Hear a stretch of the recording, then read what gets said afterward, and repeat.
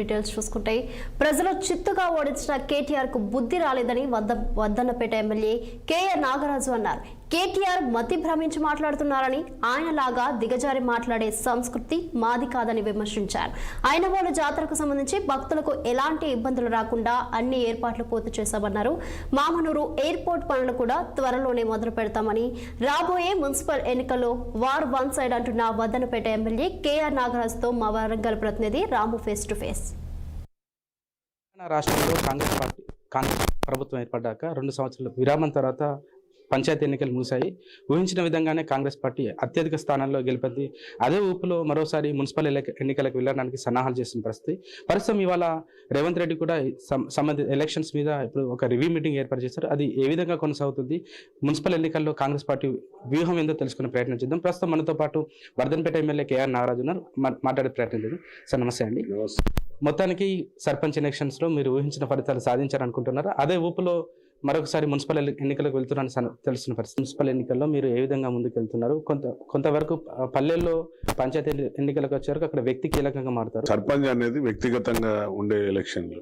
సరే, నాగరాజుకు నచ్చిన వ్యక్తి ఎమ్మెల్యేకు వచ్చిన వ్యక్తి కాకుండా అక్కడ కొన్ని సందర్భాలలో ప్రజలకు అధిష్టానకు కొన్నేమో విత్ ఇన్ ద పార్టీలో 2 వర్గాలై 2 నిలబడట్లు అట్లా కొన్ని మా చేజారాయి. పెద్ద దానిపైన మేము సీరియస్గా లేము. బట్ ఎక్కడ లోపం జరిగిందో ఆ లోపాన్ని సరిదిద్దుకుంటాం.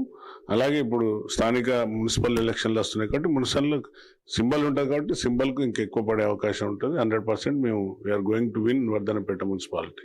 ఐనవోలు జాతరకు సంబంధించి ఇక్కడ చుట్టుపక్కల జిల్లాల ప్రజలందరూ కూడా ఇక్కడ జాతరకు వచ్చేస్తున్న పరిస్థితి ఉంది సార్.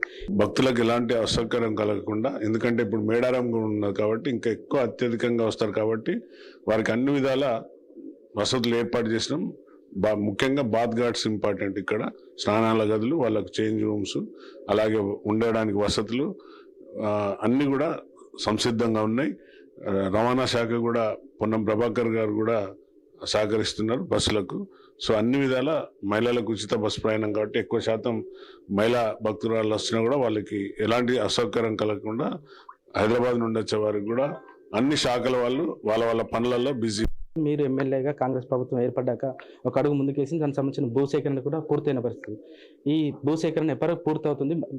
ఇప్పుడు 2 రన్వే వెళ్లే క్రమంలో 2 చెరువులు కూడా వెళ్తున్న పరిస్థితి. దీనికి సంబంధించి ఇరిగేషన్ శాఖకు సంబంధించిన అనుమతులు తీసుకున్నారా? ఎలాంటి వివాదం లేకుండా ఈ యొక్క ఘనత సాధించింది కాంగ్రెస్ పార్టీ. ఉమ్మడి అందరం ఎమ్మెల్యేసం కలిసి ఎంపీ గారితో సహా, మినిస్టర్ సురేఖమ్మతో సహా అందరం కలిసి ముఖ్యమంత్రి గారికి చెప్పడంతో వారు స్పందించి నిధులు ఇవ్వడం, తొందరనే వాటికి కేటాయించడం, అధికారులు కూడా స్పందించి చక్కగా వాళ్ళ పనితీరు చూపెట్టి స్థల సేకరణ జరిగింది. త్వరలోనే 27లో మనకు ల్యాండ్ కావాలనే ఒక ఆకాంక్షతో ఉన్నాం.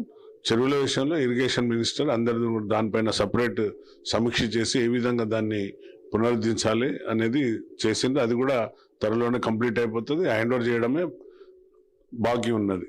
హ్యాండ్ ఓవర్ కూడా ఆ కన్సర్న్ మినిస్టర్ను కలిసి ఇవ్వడమా లేక ఎట్లా అనేది ఆలోచిస్తున్నాం. మా ముఖ్యమంత్రి గారు ఏ విధంగా చెప్తే ఆ విధంగా దాన్ని ముందుకు తీసుకెళ్తాం. పంచాయతీ ఎన్నికల నేపథ్యంలో ఒకవైపు కాంగ్రెస్ బీఆర్ఎస్ మధ్యలో మాటల తూటాలు పేరుతున్న పరిస్థితి. దాంతోపాటు వచ్చే ఎంపీటీసీ జడ్పీటీసీ ఎన్నికలతో పాటు మున్సిపల్ ఎన్నికల్లో కూడా అత్యధిక స్థానాలు కైవసం చేసుకున్న విధంగా కాంగ్రెస్ పార్టీ యాక్షన్ ప్లాన్ ఉంటుంది. ప్రజలందరూ కూడా కాంగ్రెస్ పార్టీ ఇచ్చిన హామీలను నమ్ముతున్నారు కాబట్టి మేము ఎన్నికల్లో విజయం సాధించామని చెప్తున్నాయి.